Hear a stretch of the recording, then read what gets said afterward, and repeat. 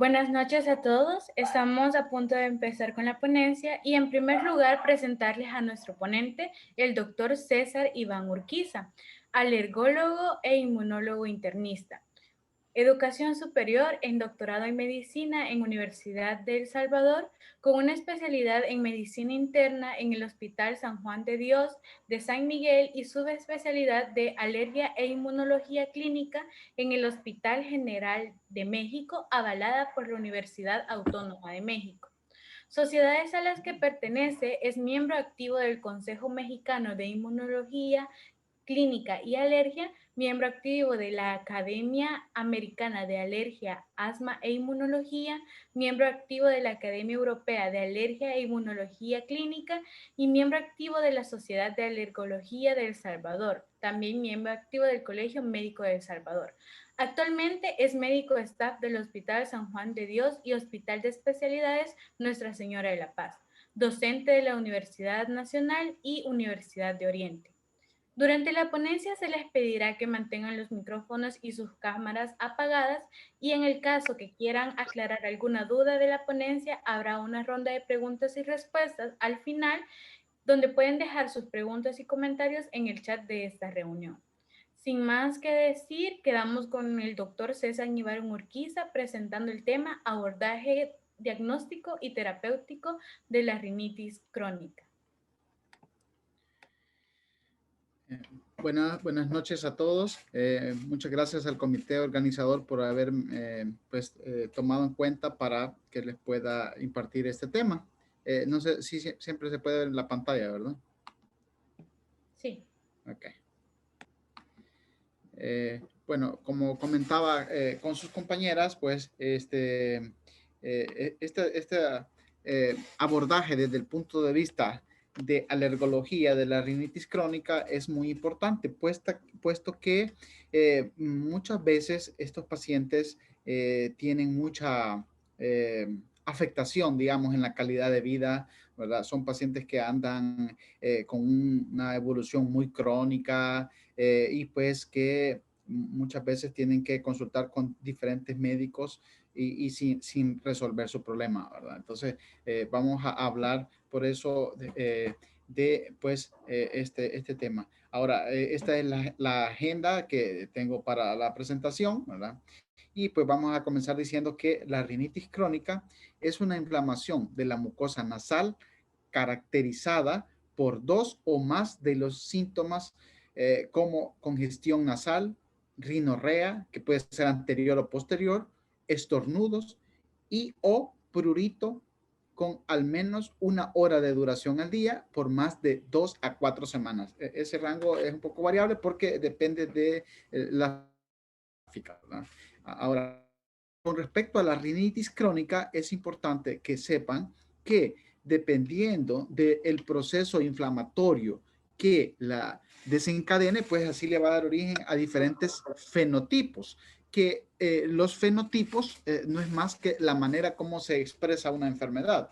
Entonces, vamos a decir que, por ejemplo, tenemos algunos procesos en donde la inflamación es mediada por IgE y dentro de ellos pues tenemos la rinitis alérgica, ya sea con patrón sistémico o con patrón local, procesos infecciosos, ¿verdad? Que pueden ser agudas o crónicas. Tenemos procesos neurogénicos, ¿verdad? En donde se libera una serie de neurotransmisores y esta le puede dar origen a diferentes tipos de rinitis, como la rinitis idiopática, la gustativa, la ocupacional, la rinitis del adulto mayor. Tenemos también otros procesos no mediados por IgE, donde podemos tener que pueden ser inducidos por drogas, por irritantes, la misma rinosinusitis crónica y también tenemos algunas causas estructurales, ¿verdad?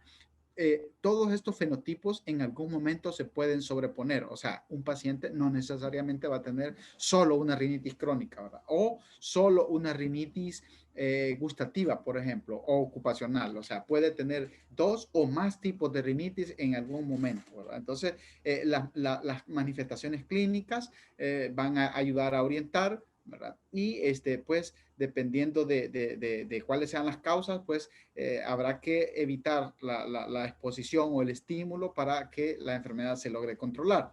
Entonces, de esos fenotipos, de todos esos tipos de inflamación, sacamos 3 tipos de rinitis básicamente, de rinitis crónicas. La alérgica, la infecciosa y la no alérgica. La alérgica es la más frecuente. Esta se presenta entre un 20 y 30% de todos los tipos de rinitis, ¿verdad? Esa a su vez puede ser clasificada como sistémica o local, ¿verdad?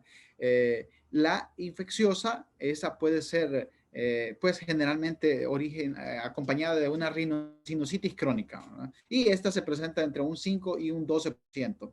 Y la no alérgica representa entre un 10 y un 15%. La relación entre la rinitis alérgica, por ejemplo, y no alérgica, pues en ese sentido se menciona que va a una relación de 3:1. Dentro de las causas no alérgicas tenemos diferentes subtipos, pudiéramos mencionar como los que habíamos mencionado en la diapositiva donde hablábamos de las causas de ese proceso inflamatorio. Tenemos ocupacionales, vasomotoras, atróficas, medicamentosas, inducidas por ejercicio, gustativas, hormonales, ¿verdad? Que se puede presentar hasta en un 20% de las mujeres gestantes o también en algunas pacientes que tienen ciertas patologías tiroideas como el hipotiroidismo, ¿verdad? Y pues la rinitis ocupacional, para resaltar un poquito esta, pues también esta tiene una clasificación, ¿verdad? La rinitis relacionada con el trabajo, dependiendo de los agentes que la desencadenan, que pueden ser agentes que incitan a la presencia de síntomas o que inducen, ¿verdad? Tenemos una rinitis, por ejemplo, que se va a presentar en un paciente que ya tenía una rinitis de base, que solo estaba en un periodo de latencia, pudiéramos decir, y entonces esta podemos mencionar que va a ser una rinitis exacerbada con el trabajo, por ejemplo. Puede ser un paciente que tiene una rinitis alérgica, pero que de repente cuando, por ejemplo, va a hacer ciertos quehaceres o se fue a trabajar a la carpintería, ayudarle a los papás o algo, ¿verdad? Empieza a que sus síntomas se exacerban, ¿verdad? O cuando están haciendo alguna construcción o algo, se exacerba. Esta tiene una prevalencia que va de entre un 10 y un 50%. Luego tenemos la rinitis eh, ocupacional no alérgica. Esta es la que se va a presentar en donde la exposición a irritantes son concentraciones bastante elevadas que desencadenan síntomas, como pudiera suceder en el caso de las amas de casa, de repente que utilizan irritantes muy fuertes para hacer el aseo, ¿verdad? O pues las personas que trabajan en las industrias, por ejemplo, pues que elaboran plásticos, ¿verdad? En las pinturas, en los talleres de pintura de vehículos, entre otros, ¿verdad? Luego tenemos la rinitis ocupacional alérgica, en la cual hay un periodo de latencia, quiere decir que la persona se fue sensibilizando poco a poco, como puede ser el caso de las personas que trabajan en la panadería, ¿verdad? Que se exponen a las harinas, las personas que trabajan en laboratorios, en donde hacen experimentos con animales, o en ciertas industrias químicas, ¿verdad? Entonces, esa es como la clasificación de la rinitis asociada al trabajo. Dentro de las industrias asociadas a esta rinitis ocupacional, pues ya les había mencionado, tenemos personas que trabajan en laboratorios con animales, panaderos, personas que se ponen a látex, a especias vegetales, o sea, los trabajadores de ciertas industrias alimenticias, que trabajan con mariscos, ¿verdad? Que trabajan con polvos como de madera, como la carpintería, proteínas, como de irritantes, detergentes, entre otras industrias, ¿verdad? Entonces, la característica de ella muchas veces es que los síntomas mejoran cuando el paciente está fuera de sus horarios laborales o en sus días libres, por ejemplo, ¿verdad? O sea, se exacerba cuando va al trabajo prácticamente. Ahora, existe otros tipos. Tenemos la rinitis medicamentosa, que puede ser desencadenada por diversos medicamentos, como los alfa bloqueadores que se utilizan pues la hipertensión arterial. A veces también se pueden utilizar en pacientes con hiperplasia prostática, los IECA, por ejemplo, los beta bloqueadores, los calciantagonistas, diuréticos, la oximetazolina, que es un vasoconstrictor que es bastante frecuente que los pacientes con rinitis lo utilicen, sobre todo porque ocasiona una vasoconstricción de los capilares y eso hace que dé una leve mejoría de la obstrucción nasal. Esta, cuando se usa por más de 5 días, 7 días, menciona alguna literatura, luego empieza el paciente a tener un efecto de rebote y la nariz termina peor de como estaba antes de haber iniciado, ¿verdad? Estos vasoconstrictores como la nafasolina, oximetazolina, ¿verdad? Pues realmente en el contexto de la rinitis crónica no deberían de utilizarse. Algunas veces pudieran utilizarse cuando la rinitis es muy intermitente o a lo mejor un proceso viral que tiene mucha congestión nasal, mucho moco, a lo mejor pudiera ser el caso, pero son ciclos muy cortos, ¿verdad? Aquí hay que tener mucha precaución con este medicamento porque por los costos y por el alivio rápido de los síntomas es fácil que el paciente caiga en la automedicación, ¿verdad? Entonces, pues eso va a complicar la situación. Luego existen otros fármacos como el sildenafil, ¿verdad? Entre otros que también pueden ocasionar una rinitis medicamentosa, ¿verdad? Eso lo vamos a identificar a través de una buena historia clínica, ¿verdad? Por eso es importante preguntar todos los fármacos que el paciente toma en la historia clínica. Y ya pues adentrándonos un poco más ya en las manifestaciones clínicas, es importante que diferenciemos como las dos grandes grupos, ¿verdad? La rinitis y la rinitis alérgica. En la rinitis no alérgica, por ejemplo, tenemos que el inicio generalmente va a ser en personas mayores de 20 años, no hay un patrón de atopia en la familia, pues atopia, pues por si no saben, es la predisposición que tiene un individuo a producir concentraciones elevadas de inmunoglobulina E y de padecer también, pues en algún momento dado, de enfermedades alérgicas, ¿verdad? La atopia es como una predisposición, pudiéramos decir, y la alergia es la expresión clínica de la enfermedad. Entonces, en los pacientes con rinitis no alérgica no va a haber ese patrón, ¿verdad? Es más, tiende a ser un poco más común en las mujeres. Las pruebas de alergia que se utilizan como herramienta diagnóstica, pues en estos casos van a ser negativas. Va a ser desencadenada por un amplio rango de irritantes, los cambios de temperatura, químicos fuertes, olores fuertes, los humos, todo eso puede ocasionar.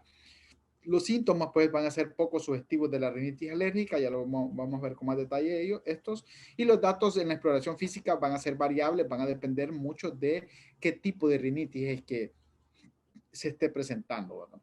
En cuanto a la rinitis alérgica, el inicio, pues muchas veces empieza desde la infancia, puede haber historia de atopia en la familia, o sea, los papás, los hermanos, también padecen de síntomas nasales o de sinusitis, muchas veces así se le llama, ¿verdad? El paciente padece de sinusitis, los familiares también padecen de sinusitis, hay pacientes, hay familiares de primer grado asmáticos o que padecen de alergias a ciertos alimentos o medicamentos, ¿verdad? Todo eso hay que indagarlo en la historia clínica. Es igual la incidencia en ambos sexos, puede haber exacerbaciones estacionales, ¿verdad? En los cambios de clima, cuando hay mucho viento, cuando llueve mucho, ¿verdad? Cuando hay humedad. En otras regiones, cuando hay, que son bien caracterizadas, por ejemplo, la las de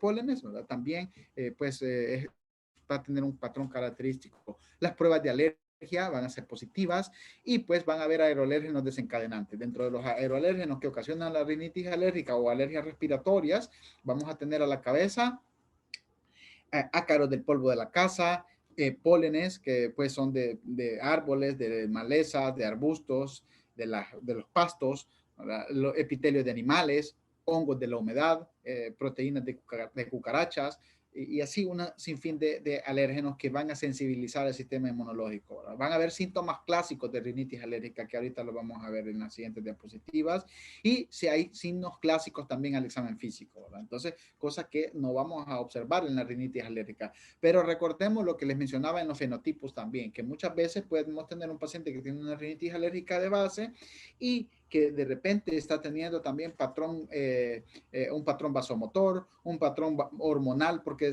la mujer ya salió embarazada, ¿verdad? O de repente también empezó a tener un patrón ocupacional, ¿verdad? O sea, por supuesto que sí se pueden sobreponer más tipo de rinitis. Ahora, existen síntomas que son subjetivos de rinitis alérgica, como les mencionaba.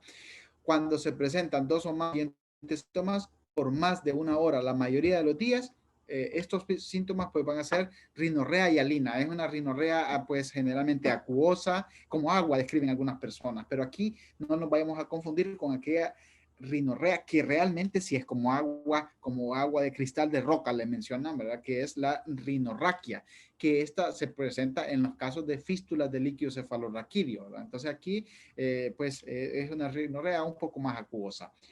Los estornudos, que generalmente son paroxísticos o en salva. Hay personas que hasta los cuentan, ¿verdad? Tienen 5, 7, 10 estornudos seguiditos, ¿verdad? La obstrucción nasal, ¿verdad? Que es muy característico. El prurito nasal y síntomas de una conjuntivitis alérgica también, que va a estar caracterizada por síntomas bilaterales, prurito ocular o comezón en los ojos, ¿verdad? Para los que todavía no conocen algunos términos médicos, comezón, ardor en los ojos, asociado a síntomas nasales, pues hay que pensar en una rinitis alérgica, ¿verdad?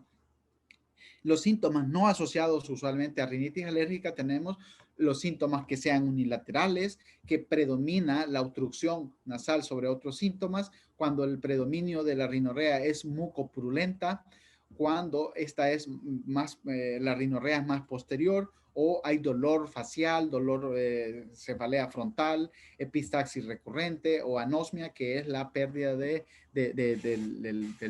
olfato, ¿verdad? Entonces, para los que no, pues, los que están ahí, que son de primero o segundo año, que no conocen estos términos. Entonces, estos síntomas más que todo van orientados a otros tipos o sea, mejor dicho, a las rinitis no alérgicas, ¿verdad?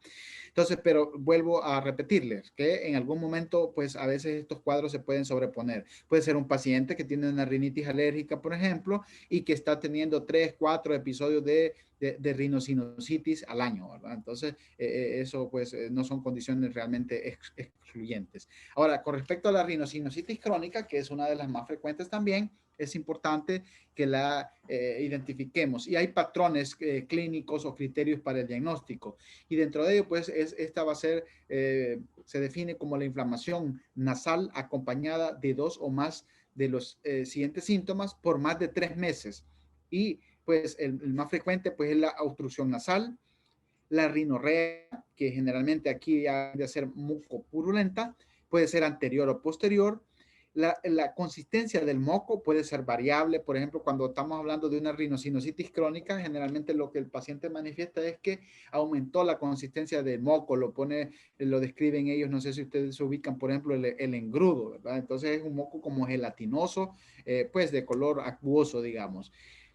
Incluso los procesos virales pueden dar este tipo de rinorrea, nada más que aquí ya va a haber ataque al estado general, malestar general, decaimiento, pues hay también dolor facial. Cuando estamos pensando en una rinosinusitis ya asociada a algún proceso bacteriano o incluso fúngico, vamos a tener ya una rinorrea amarillenta, verdosa y fétida, pues la mayoría de las veces, ¿verdad? El dolor facial, la reducción del olfato, pues también son bastante característicos. Entonces, 2 de esas manifestaciones y al menos uno de los 3 siguientes, pues corroboran el diagnóstico. Pueden haber pólipos, puede haber la descarga mucopurulenta o el edema o obstrucción del meato medio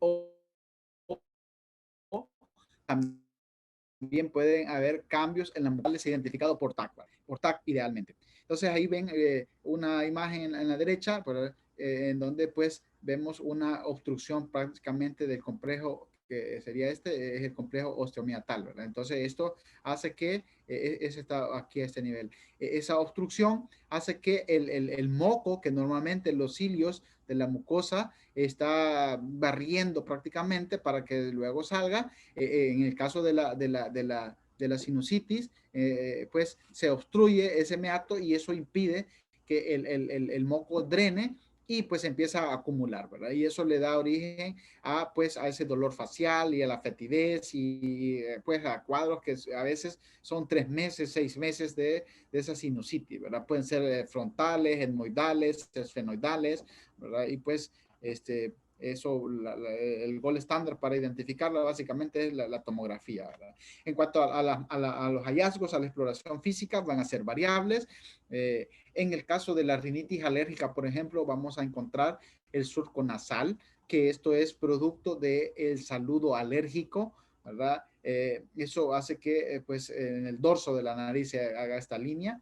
También vamos a encontrar las ojeras alérgicas, podemos encontrar los pliegues de Denny Morgan, la mucosa ¿verdad? De la nariz, en este caso de los cornetes, ¿verdad? Estos son los cornetes, es importante que no nos vayan a confundir con pólipos. Los pólipos se ven como masas como que si fueran uvas peladas, ¿verdad?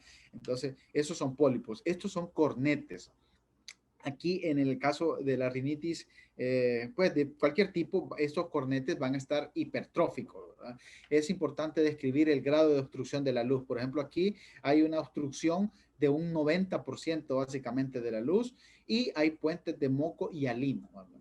En condiciones normales, la mucosa nasal y de los cornetes debe ser color rosada. En los casos de rinitis alérgica la vamos a ver pálida. Y en los casos de procesos infecciosos, o de otra etiología no alérgica, la vamos a encontrar eritematosa, ¿verdad? Entonces, esos son estigmas que podemos encontrar de la rinitis, ¿verdad? Entonces, por eso mencionaban allá, cuando les mencionaba de los hallazgos característicos al examen físico, pues dependiendo de las características, podemos pensar que puede ser algo alérgico, ¿verdad? Ahora, esto es lo de la marcha que les mencionaba, la marcha tópica que se presenta en el paciente alérgico en los familiares, ¿verdad? Y esto es importante que lo identifiquemos a través de la historia clínica, ¿verdad? Entonces, en el eje de las Y vamos a ver la incidencia y en el eje de las X vamos a ver el tiempo de evolución, ¿verdad? Entonces, vemos que, por ejemplo, en el primer año de vida, lo primero que se va a empezar a manifestar en el paciente alérgico es el eczema o dermatitis atópica, ¿verdad? La alergia alimentaria. Y muchas veces ese eczema es producto de la misma alergia alimentaria. A la cabeza, alergia a la proteína de la leche de vaca, de la soya o el huevo, ¿verdad? A veces incluso hasta los mismos ácaros pueden dar eczema, ¿verdad? Entonces, pero pues básicamente son estas dos enfermedades. Luego, allá por los 5 años se empieza a ver una disminución, ¿verdad? Para tener una incidencia de casi la mitad menos, ¿verdad? O 3 veces menos de lo que tiene el niño menor de 1 año. Allá por los 3 años más o menos empiezan las sibilancias, ¿verdad? Empiezan las sibilancias que algunas veces pueden ser tempranas, pueden ser transitorias, ¿verdad? O sibilancias pues que caracterizan a un paciente asmático también. Tenemos una incidencia a más o menos un 4 o 5%. Y allá por los 5 años empieza a desplegarse la línea que marca la incidencia de la rinitis, ¿verdad? En este caso, pues de la rinitis alérgica, para mantenerse con una prevalencia de más o menos un 12%, ¿verdad? Lo que les mencionaba, entre un 12, 10, 30%, depende de ciertas áreas, depende de los países también. Se menciona que muchas veces las enfermedades alérgicas, entre más industrializados son los países, más puede haber incidencia de alergia, ¿verdad? Eh, y pues esta enfermedad puede que el paciente las tuvo antecedentes personales, esas manifestaciones en un mismo momento, ¿verdad? O sea, tienen meses o van a venir presentando síntomas nasales, síntomas bronquiales, también tienen síntomas cutáneos, también tienen síntomas o tienen alergias a alimentos, ¿verdad? Entonces, por eso es importante identificarlo a través de la historia clínica, la anamnesis, los antecedentes personales. Ahora, para el diagnóstico, habíamos dicho que habían algunos síntomas característicos, ¿no? En el caso de la rinitis alérgica, la rinorrea, los estornudos y el prurito nasal van a ser como de los síntomas más característicos, ¿verdad? Cuando tenemos esos síntomas característicos, nosotros podemos tener, pues básicamente, una alta sospecha de que estamos frente a una rinitis alérgica. Muchas veces hasta los pacientes identifican, dicen, cuando yo llego a una casa donde hay gatos, empiezo a estornudar. Cuando están limpiando la casa, es que yo soy alérgico al polvo, porque cuando están barriendo, yo empiezo a estornudar, ¿verdad? Empiezo con flujo de moco y comezón en la nariz. Entonces ya los pacientes, ellos ya a veces ya han identificado ese patrón.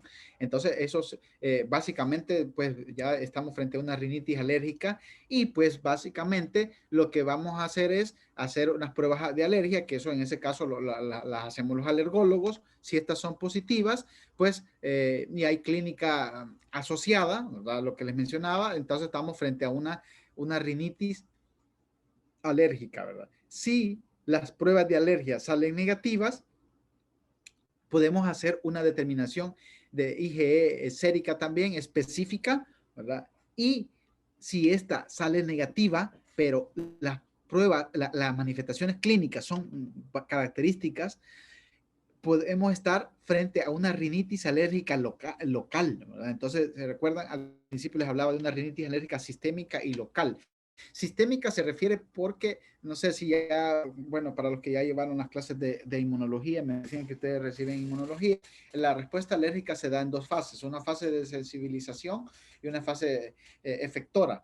Esa fase efectora, ¿verdad? Pueda que libere, haga que se degranule el mastocito, se sensibilicen y en donde yo hago las pruebas en los antebrazos, en la espalda, o bueno, si hago la prueba de determinación sérica de la IgE específica, voy a obtener esa IgE específica elevada o voy a tener la prueba cutánea positiva, ¿verdad? De la piel del brazo o de la espalda.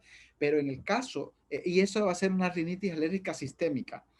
En el caso de los pacientes con rinitis alérgica local, yo voy a tener pruebas de alergia negativa y en ese caso lo que tocaría es realizar pruebas de reto, ¿verdad? Pruebas de reto, o sea, se introduce alérgenos estandarizados en la mucosa nasal para reproducir los síntomas. Eso en nuestro medio no se realiza por cuestiones de falta de los alérgenos estandarizados para realizarlas y también porque muchas veces los síntomas son muy molestos para el paciente. ¿Verdad? Afortunadamente, este grupo de rinitis alérgica local es sumamente raro, ¿verdad? Sumamente raro.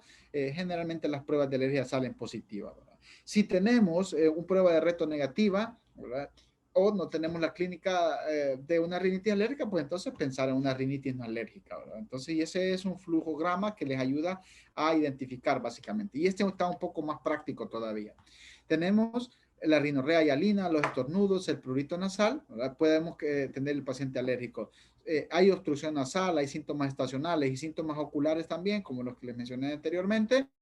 Entonces pueda que el paciente sea alérgico y no nos queda más que confirmar el diagnóstico para identificar esos alérgenos, evaluar el grado de iniciación y también el resultado de las pruebas nos puede ayudar a idear una estrategia terapéutica como es la inmunoterapia alérgeno específico o el uso de vacunas contra la alergia o hiposensibilizante. ¿Verdad? Aquí lo que hacemos es administrar básicamente el alérgeno que desencadena síntomas y que hemos identificado a través de las pruebas de alergia que muchas veces más del 70% de las veces son diversos alérgenos. ¿Verdad?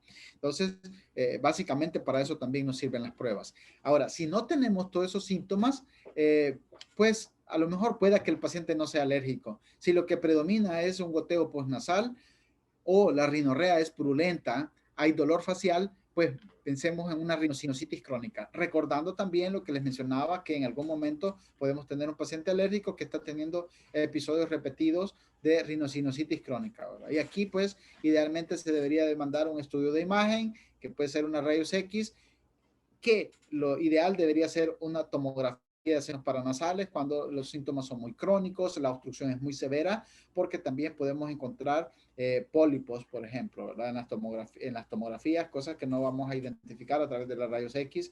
También, por ejemplo, las sinusitis etmoidales, muchas veces esas no las vamos a identificar a través de las rayos X de senos paranasales. Tumores tampoco no los podemos identificar a través de las rayos X. ¿Verdad? Por eso la tomografía axial computarizada de los senos paranasales se vuelve el gol estándar para identificar esa patología nasosinusal crónica diferente a la alérgica. ¿Verdad? En el caso de la alergia, las pruebas de alergia, pues bastante nos van a ayudar muchísimo. Es importante clasificarla también. Y pues en algunas fuentes bibliográficas van a encontrar ustedes como rinitis estacionales o perennes, pero esas estaciones muchas veces en ciertas regiones, por ejemplo acá en El Salvador, no se marcan bien las 4 estaciones como en otros países. Entonces, en vista de esa situación, un consenso, un panel que ha creado esa guías que se llaman guías ARIA, que su traducción es el impacto, el impacto del asma sobre la rinitis alérgica, ¿verdad? ARIA, por sus siglas en inglés. Ese documento que está ahí del 2008 es la revisión completa, ¿verdad? Son como 120 páginas, ustedes lo pueden descargar de internet, está gratis, lo pueden leer, es para médicos de primer contacto, Y pues ahí habla todo acerca de la rinitis alérgica, básicamente, ¿verdad? Y pues se han venido haciendo actualizaciones casi cada 2 años, pero la más completa es la del 2008. Entonces ellos en esa guía reclasificaron la rinitis en intermitente y persistente. Intermitente cuando se presenta menos de 4 días en la semana y dura menos de 4 semanas los síntomas. Y persistente cuando los síntomas se presentan más de 4 días a la semana y más de 4 semanas. Ahora, esta rinitis, eso es en base al tiempo de evolución. También se va a clasificar en leve o moderada severa, dependiendo de la afectación de la calidad de vida. Cuando el paciente presenta algún síntoma, como disturbios en el sueño, afecta las actividades diarias, afecta en la escuela o en el trabajo, o los síntomas son fastidiosos, entonces a lo mejor si tiene uno de ellos o uno dos, es leve. Si tiene más de dos, pues ya va a ser moderado, severo. Entonces vamos a tener un paciente con una rinitis alérgica intermitente leve o intermitente moderada severa, o puede ser persistente leve o persistente moderada severa. Esta diapositiva, esta clasificación es sumamente importante porque es a partir de ahí que vamos a plantear las estrategias de tratamiento. Ahora, para el diagnóstico en general de las alergias respiratorias, ¿verdad? Llámese rinitis alérgica, y aquí pues ha incluido también el asma, porque el asma también es una alergia respiratoria, con sus compañeros que en algún momento pues vamos a tocar también el tema de asma, ¿verdad? Que va muy de la mano del paciente con rinitis. De ahí, por eso que los expertos han planteado esa estrategia terapéutica, ¿verdad? Manejo, impacto del asma en la rinitis alérgica. Pero en general, para diagnosticar las alergias respiratorias, lo primerito, como para cualquier enfermedad, es la historia clínica, ¿verdad? Existen algunos estudios que nos pueden ayudar a orientar, como la biometría hemática, un hemograma, ¿verdad? Sobre todo la determinación de la eosinofilia, ¿verdad? Unos eosinófilos arriba del 4% nos ayudan a orientar a un proceso alérgico, ¿verdad? Hay que tener en cuenta ese dato ahí porque muchos laboratorios, el rango de referencia que ellos usan es el 6%, pero para nosotros los alergólogos es 4%. También la citología nasal, o sea, el moco, la citología del moco nasal con eosinófilos marcados, también nos va a ayudar a orientar. La ausencia de ellos no nos descarta, ¿verdad? La rayos X de senos paranasales nos puede ayudar a identificar el grado, por ejemplo, de obstrucción de los cornetes, para ver qué tan obstructivo es, porque a veces solo podemos ver con la rinoscopía la parte anterior y la posterior no la identificamos bien, y eso pues lo podemos hacer un poquito con la rayos X de senos paranasales. La espirometría, pues que va más que todo enfocada para evaluar la obstrucción de la vía aérea en el caso de los pacientes asmáticos. La IgE total nos ayuda a orientar también, ¿verdad? Nos ayuda a orientar. Si la tenemos elevada, pues pueda que nos oriente a un proceso alérgico. Entonces, los eosinófilos y la IgE total nos ayudan a orientar, ¿verdad? También hay que recordar que los eosinófilos y la IgE se puede elevar también en cuadros de parasitismo intestinal, sobre todo por el mintos, ¿verdad? Entonces, pero pues si hay una clínica muy característica, pues lo primero que hay que pensar es un proceso alérgico, ¿no? La ausencia de eosinófilos y una IgE normal no nos va a descartar que el paciente no tenga una alergia, ¿verdad? Entonces, tenemos que dar un siguiente paso, que es la realización de pruebas de alergia. Esas pruebas de alergia se pueden identificar por técnicas in vitro o in vivo. In vivo, ¿verdad? Es lo que yo le hago al paciente. En este caso es una prueba cutánea por técnica de prick o intradérmica, ¿verdad? La técnica de prick es la que se prefiere por la comodidad y es menos cruenta, ¿verdad? Entonces, por ejemplo, en esa diapositiva, en la parte superior, ven, hay una arañita, ¿verdad? Esa se llama multitest. Entonces, ese multitest se moja sobre las proteínas, los aeroalérgenos, se moja y se pone sobre la piel de la espalda, o puede ser de los antebrazos. Yo prefiero en la espalda por comodidad, ¿verdad? Porque podemos aplicar diversos alérgenos y sin necesidad de que se estén corriendo las gotas y todo eso. Y entonces, pues yo prefiero en la espalda. Entonces, esos alérgenos se ponen, ¿verdad? Sobre la piel, ¿verdad? No hay sangrado, no hay dolor, y vamos a obtener esa lectura en 20 minutos, ¿verdad?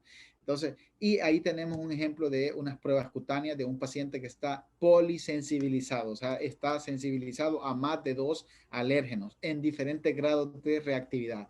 Ronchas que van desde una cruz hasta 4 cruces, como es esa que ven en la parte. Tiene una roncha que tiene hasta especies de pseudópodo.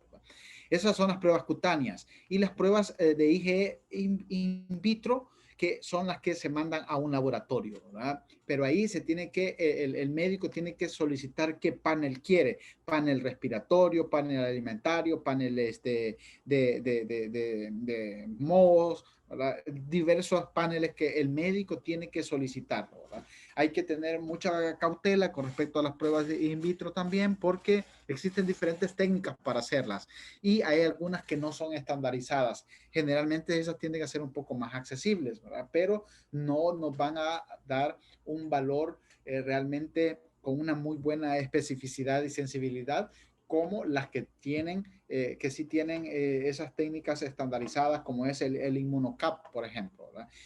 Y pues la prueba cutánea al final se vuelve un poco más efectiva, mejor dicho, tiene mejor especificidad y sensibilidad, más práctica y más económica incluso, porque podemos poner una cantidad determinada de alérgenos por el mismo costo, básicamente, ¿verdad? Y pues está inmediatamente también. Entonces, pues también tener en cuenta la vía aérea como una vía aérea única, ¿verdad? O sea, primero tener en cuenta pues patología, ya sea que sea de la vía aérea superior o de la inferior, pero muchas veces los pacientes tienen síntomas tanto de la vía aérea superior como inferior.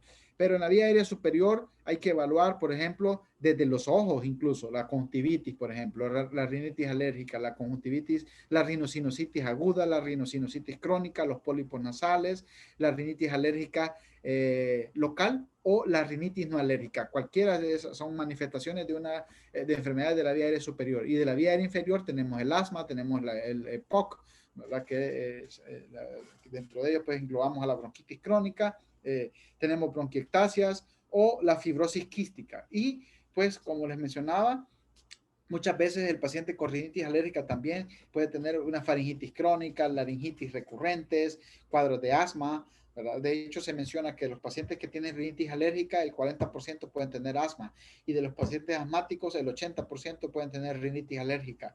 El mal control de una de las dos hace que la otra también esté descontrolada, que sea de más difícil control, ¿verdad? Entonces, por eso es importante esa eh, abordaje como una vía aérea única. Recordemos que esos alérgenos que ingresaron entran por la nariz y pueden ir hasta los bronquios, ¿verdad? Entonces, ese dato es muy importante. Ahora, las comorbilidades asociadas a la rinitis crónica, tenemos pues comorbilidades y calidad de vida. Dentro de las comorbilidades tenemos todas esas que están en la tabla, ¿verdad? Que pues básicamente ya se las mencioné. También recordar la disfunción de la trompa de Eustaquio también, que juega un papel muy importante aquí, la otitis media serosa crónicas, que también va muy de la mano. Recordemos los que ya pasaron anatomía, esa comunicación en la vía aérea superior, sobre todo en los niños pequeñitos, la trompa de Eustaquio tiende a tener digamos, un trayecto más horizontal, ¿verdad? Y eso hace que pues la inflamación nasal, ese fluido de moco constante que se está produciendo, pues pueda migrar y pueda obstruir la trompa de Eustaquio, y eso puede también llevar a cuadros de otitis media serosas recurrentes, ¿verdad? Puede dar alteraciones en la trompa de Eustaquio que puede ocasionar también mareos, zumbidos e incluso a veces hasta pérdida de la audición, ¿verdad? Entonces, por eso es importante esa valoración integral, la presencia de pólipos, el síndrome de apnea obstructiva del sueño también. Y muchas veces, pues, trastornos incluso hasta neuropsiquiátricos, ¿verdad? Pues hay pacientes que por la gran afectación que pueden tener, pueden llegar incluso hasta tener depresión, ¿verdad?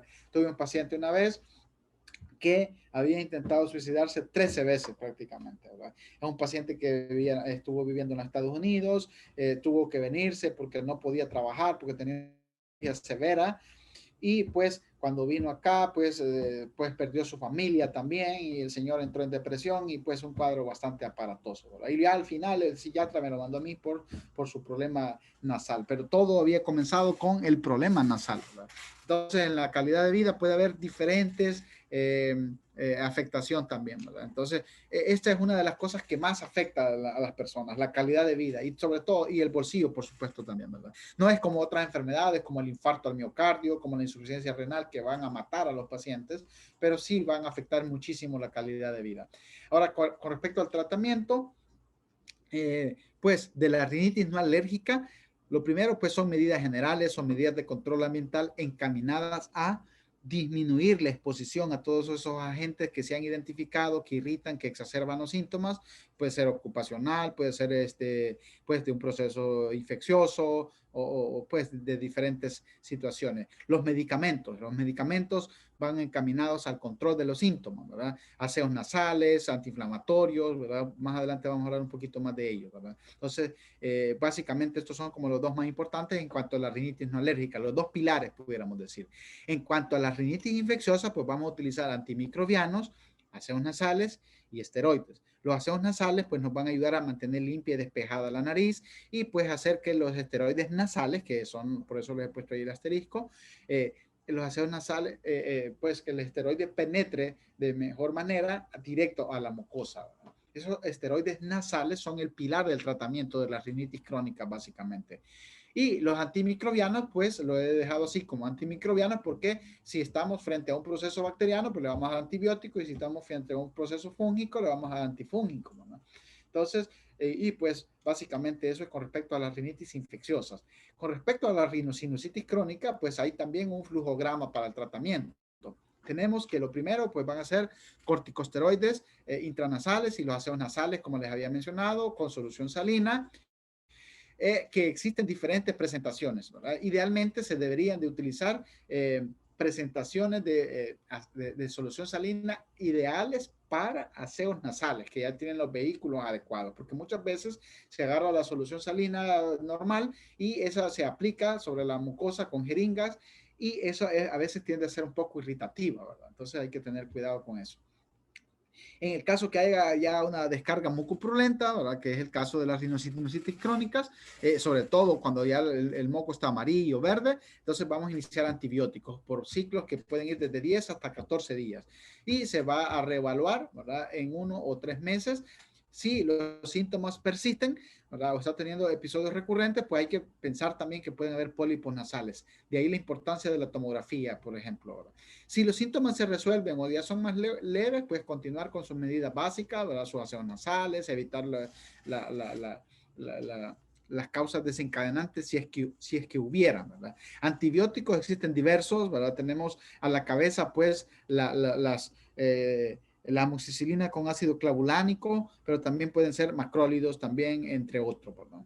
Luego, en el caso de que hayan pólipos, se puede utilizar ciclos cortos de esteroides sistémicos por periodos que van desde 14 hasta 21 días. Puede ser prednisona o prednisolona y pues incluso pues algunas veces se puede considerar ciclos de doxiciclina, ¿verdad? Y pues si fuese necesario, algunas veces también podemos hacer algunos cultivos dirigidos.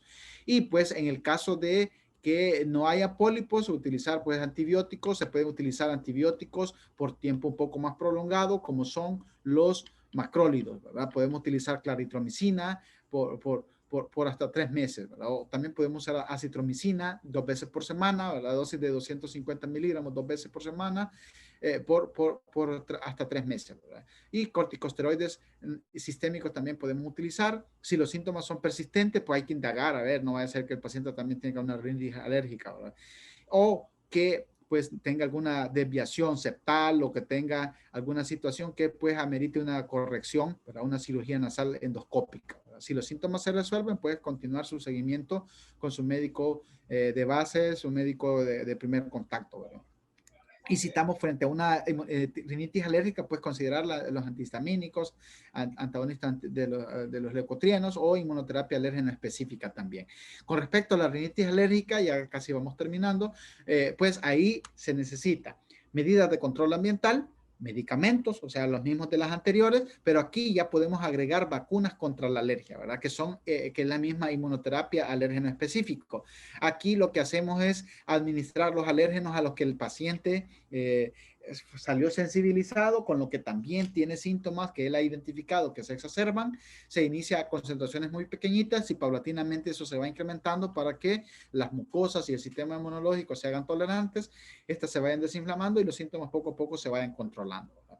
Esta ofrece un tratamiento mucho más específico que el uso de solo medicamentos, porque los medicamentos solo ayudan a controlar los síntomas en el momento que se están utilizando. Se deben de usar el tiempo que sea necesario, ¿verdad? Pero un paciente alérgico puede haber usado medicamentos toda la vida, pero si hoy deja de usar los medicamentos y mañana pasado se va a exponer, otra vez va a estar igualito, ¿verdad? Entonces la inmunoterapia en ese sentido juega un papel muy importante. Y aquí el algoritmo para el tratamiento de la rinitis alérgica, y por eso la importancia de la clasificación que les mencionaba, que en todos los tipos vamos a usar la evitación del alérgeno. Se menciona que se pudieran utilizar los descongestivos nasales, pero por menos de 10 días, ¿verdad? Como los vasoconstrictores que ya les había mencionado. Los antihistamínicos, ya sean orales o tópicos, los antileucotrienos y cromonas. Y cuando estamos hablando de una rinitis ya moderada, desde moderada intermitente para arriba, pues considerar corticosteroides intranasales y la inmunoterapia alérgeno específica, ¿verdad? Esta diapositiva es bastante importante que la tengan en mente porque en la primera columna están todos los medicamentos, en la siguiente pues están los síntomas y pues los diferentes niveles en donde actúan los diferentes tipos de medicamentos. Cromonas nosotros no tenemos en nuestro medio, que lo que hacen es estabilizar básicamente el mastocito. Los vasoconstrictores como la fenilefrina, la nalfasolina que ya les había mencionado, pues básicamente actúa solo sobre la obstrucción nasal, a diferencia de los antihistamínicos que tienen ya un poquito de efecto superior, el hipatropio que se puede utilizar cuando hay un predominio de rinorrea y alina, y los esteroides intranasales que básicamente son como el pilar del tratamiento, porque si ustedes se fijan, actúa en diferentes síntomas, ¿verdad? Los esteroides orales también se pueden utilizar, pero aquí estos se deben de utilizar en ciclos cortos, ¿verdad? No más de 5 días, 7 días, y pues mantener siempre los esteroides intranasales y los antileucotrienos juegan un papel que pudieran ser de utilidad, pero básicamente primero se deben de utilizar antihistamínicos asociados a esteroides intranasales y pues si el paciente no mejora, pues agregar un antileucotrieno, ¿verdad? Y aquí, ya para ir terminando, una revisión, esta es una revisión sistemática en donde hay diferentes estudios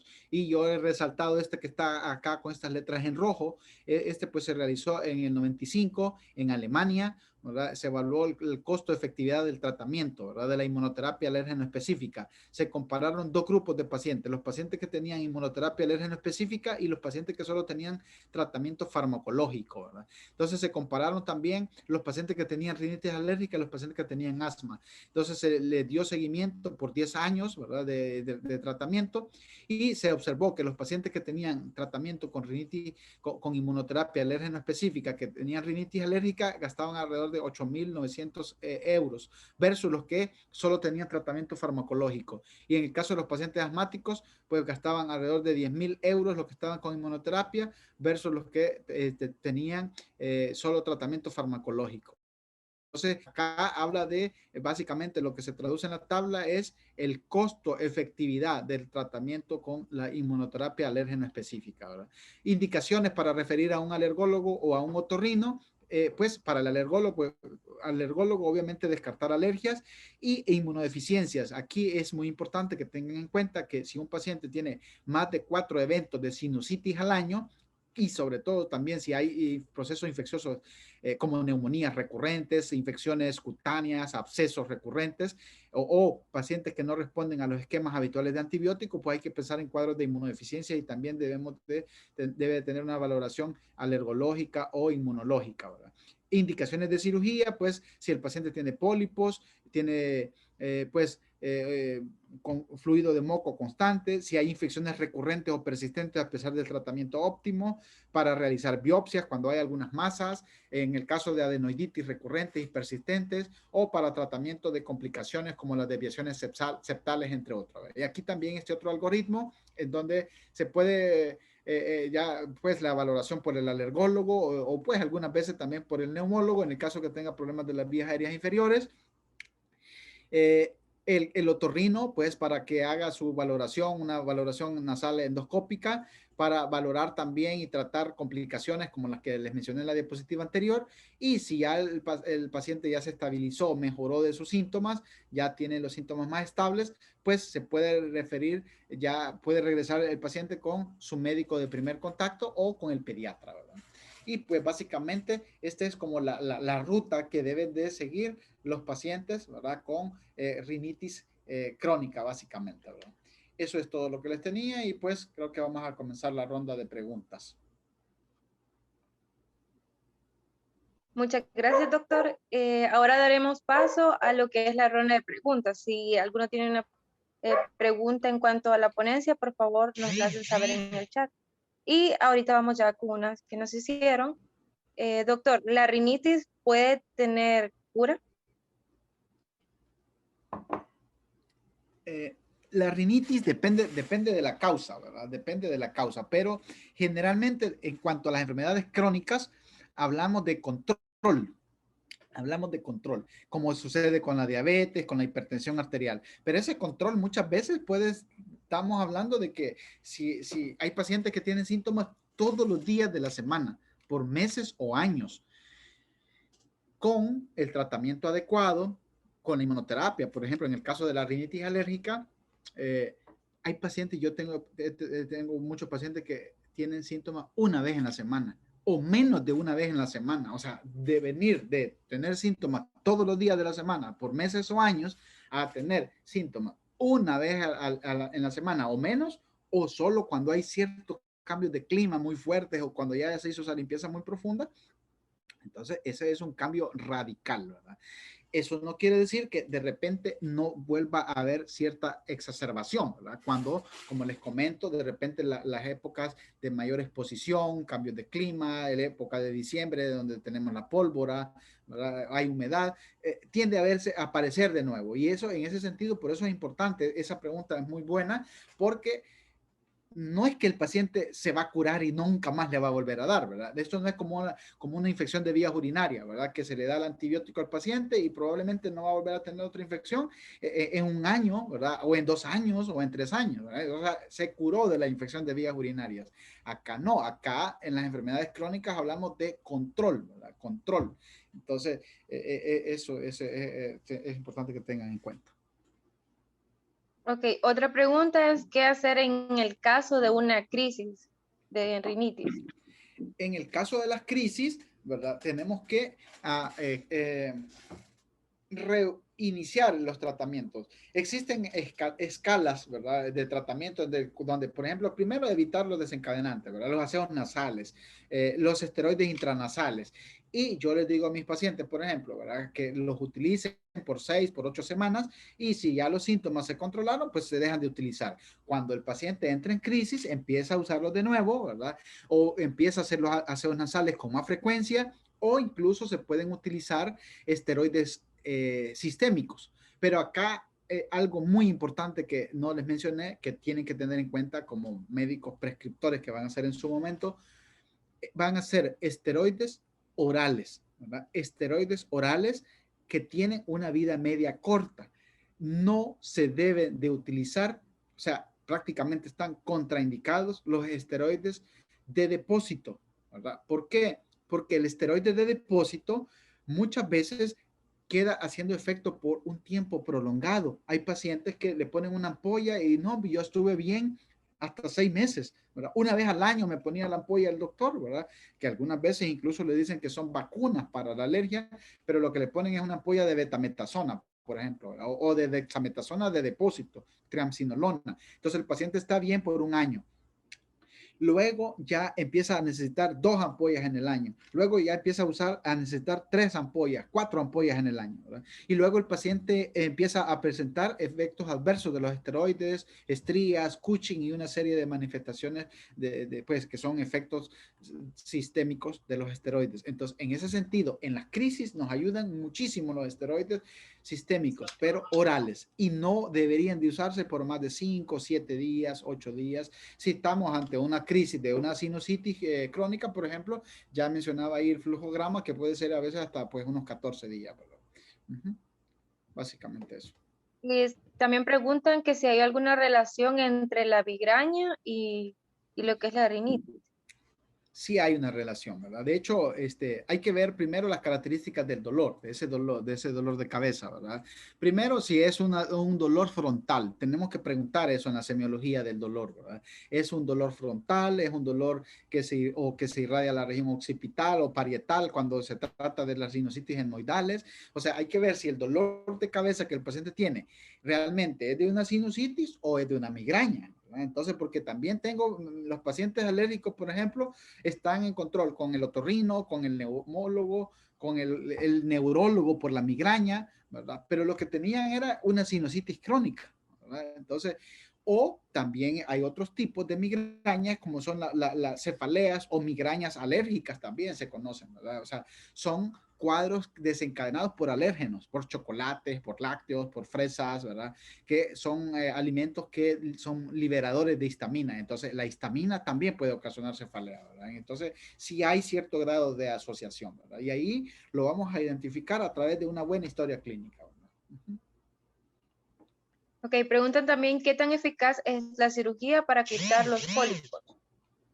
Pues para quitar los pólipos es sumamente efectiva, ¿verdad? Porque lo que estamos haciendo es quitando básicamente la obstrucción.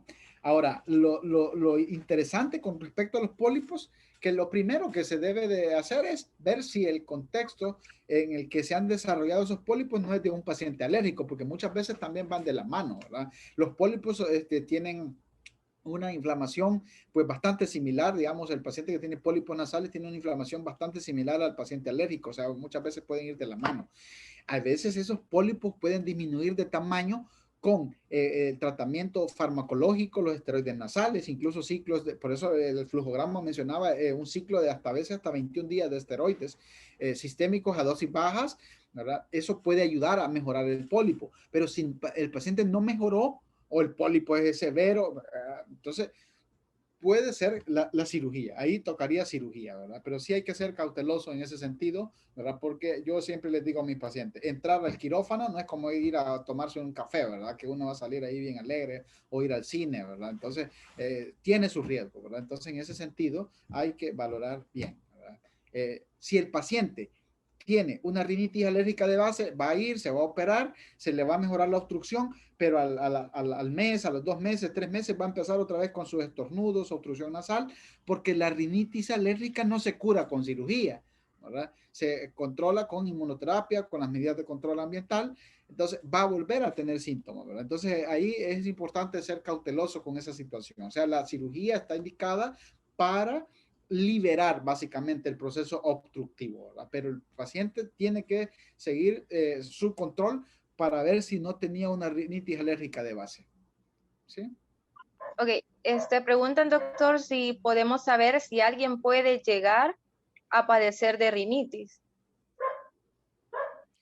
No, no hay manera, ¿verdad? O sea, eso de saber si un paciente puede llegar a tener rinitis, no lo sabemos. Ahora, la marcha tópica nos puede ayudar, ¿verdad? O sea, por ejemplo, si me viene un paciente ahorita a pasar consulta por cefalea frontal, ¿verdad? Entonces, o también, o me viene a padecer por asma, ¿verdad? O me viene a pasar consulta porque tiene ronchas, porque tiene una urticaria. Claro, yo ya sé que las enfermedades alérgicas pueden dar diferentes manifestaciones en diferentes órganos. Pudiera, ¿verdad? Pudiera, pero también pueda que no.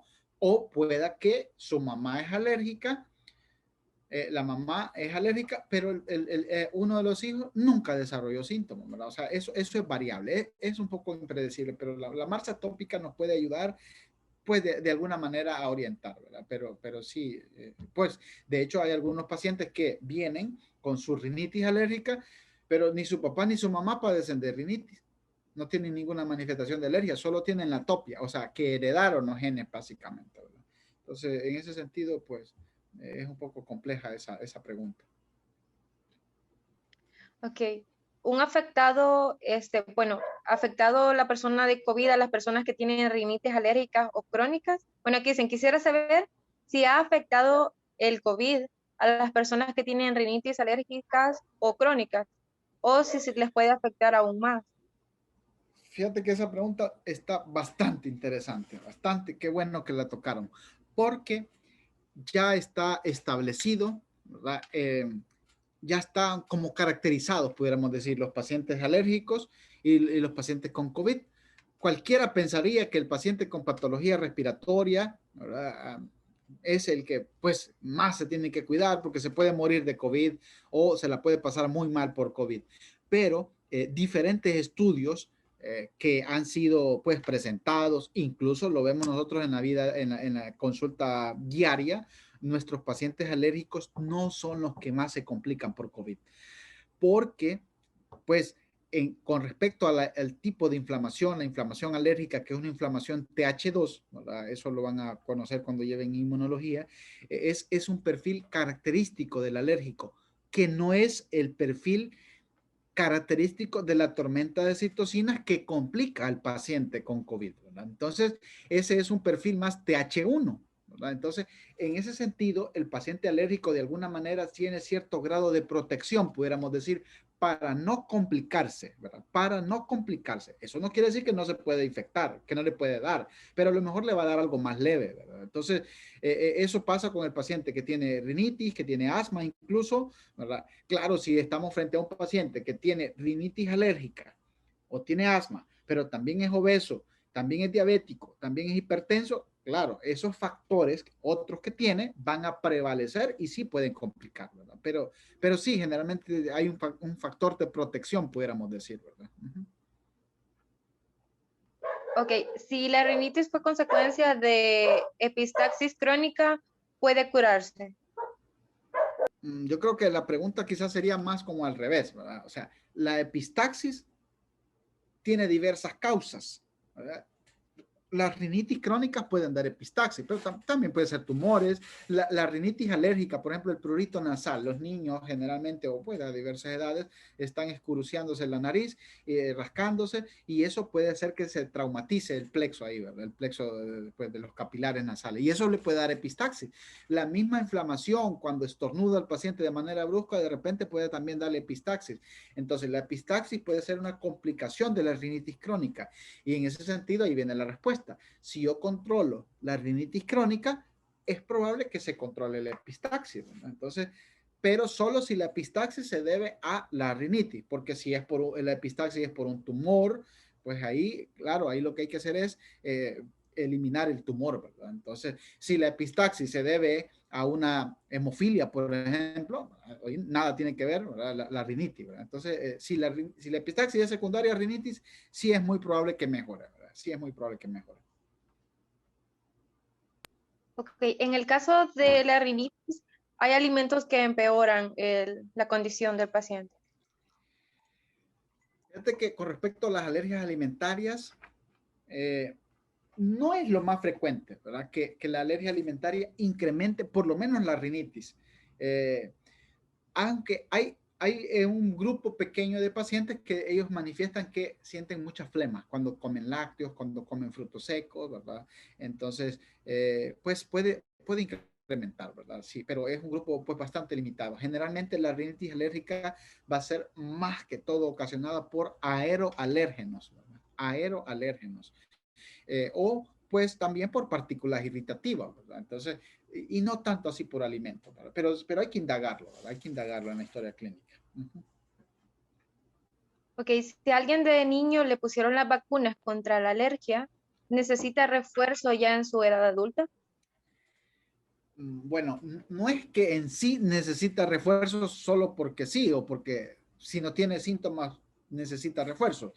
Lo que sí está establecido es que dependiendo de la inmunoterapia, qué tan buena, qué tan efectiva fue, si cumplió su esquema, ¿verdad? Si tuvo los cuidados ambientales y todo eso, se menciona que el paciente puede estar libre de síntomas o con una rinitis controlada, pudiéramos decir, con síntomas muy esporádicos, podemos tener hasta 10 o 15 años de protección. Hay pacientes que puede ser más, puede ser menos, ¿verdad? Eso va a ser dependiendo de las condiciones. Entonces, una vez que ya empezó a tener síntomas recurrentes, pudiera ser necesario, dependiendo de la clasificación de la rinitis. Si el paciente, yo tengo algunos pacientes, por ejemplo, de 35 años, que en su infancia les pusieron inmunoterapia, ¿verdad? Entonces ya pasaron 20 años, ya pasaron 25 años y ya empiezan a tener otra vez.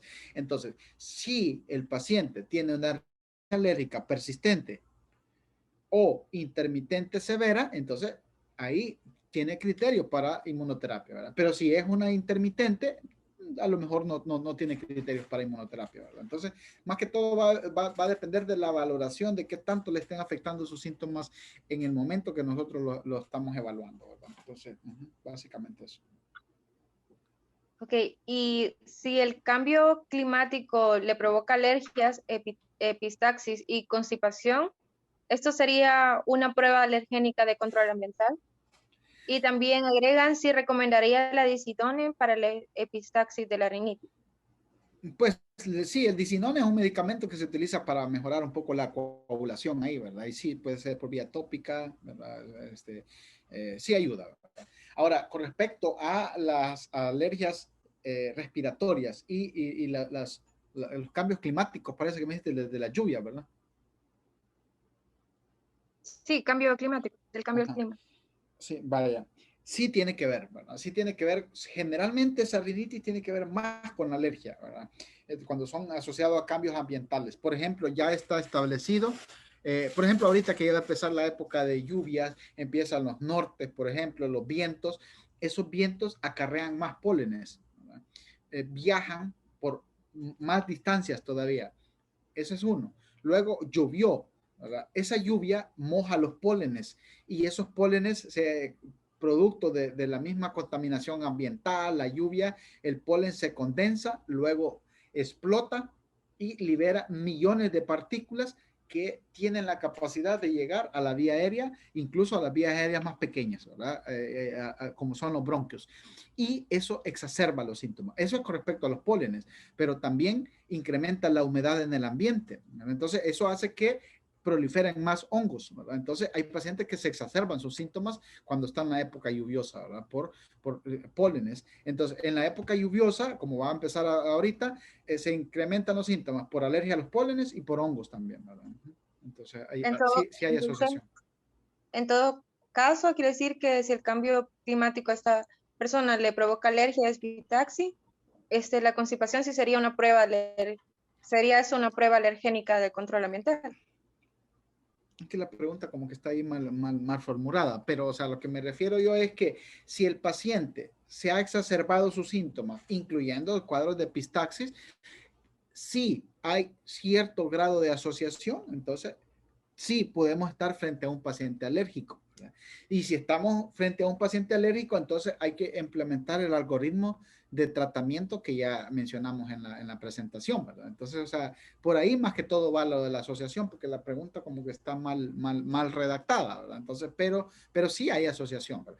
Y claro, volvemos a lo mismo. Si controlo la rinitis, entonces se puede controlar la epistaxis, ¿verdad? Entonces, o sea, por ahí va la respuesta, ¿verdad? Ok, acá dicen muchas gracias, doctor, excelente información.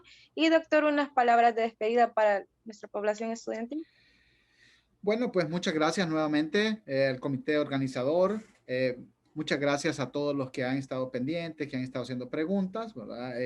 Pues para mí realmente es grato, ¿verdad? Poder compartir un poquito de los conocimientos. Ya les comentaba a sus compañeras que las enfermedades alérgicas, yo como paciente alérgico que fui toda mi infancia, todavía tengo nada más que un poco más intermitentes, mi familia alérgica.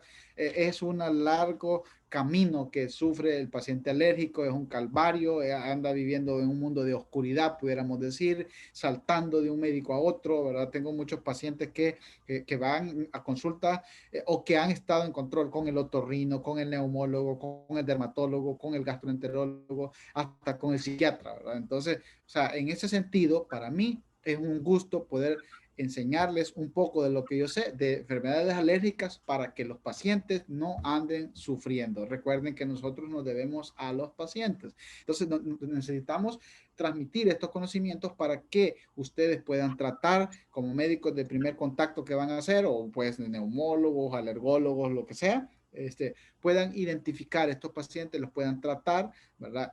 Para eso hay guías, ¿verdad? Las cuales ustedes pueden descargar, leerlas, estudiarlas y aplicarles esos algoritmos a sus pacientes, ¿verdad? Si el paciente no mejora, pues hay que pues derivar en su momento según los lineamientos que pues ya les mencioné, ¿verdad? Entonces, no, pues para mí un gusto, ¿verdad? Y pues ahí vamos a estar en comunicación por si acaso en algún momento se necesita el otro tema. Agradecemos al doctor César Iván Urquiza por esa grandiosa capacitación. Todo lo que hemos aprendido nos servirá mucho para nuestra vida profesional como personal. Gracias también por el tiempo brindado y su compromiso con el desarrollo de los estudiantes. Y gracias a todos los participantes por su asistencia. La palabra clave es rinitis. En el post-test les hemos especificado que la pongan en mayúsculas, por favor. Y bueno, repetirles otra vez. En mayúsculas, la palabra clave, rinitis. Doctor, nos mencionan también los estudiantes cómo pueden contactarlos. No sé si como comité luego podemos pasar el contacto al grupo que hemos creado. Sí, se puede.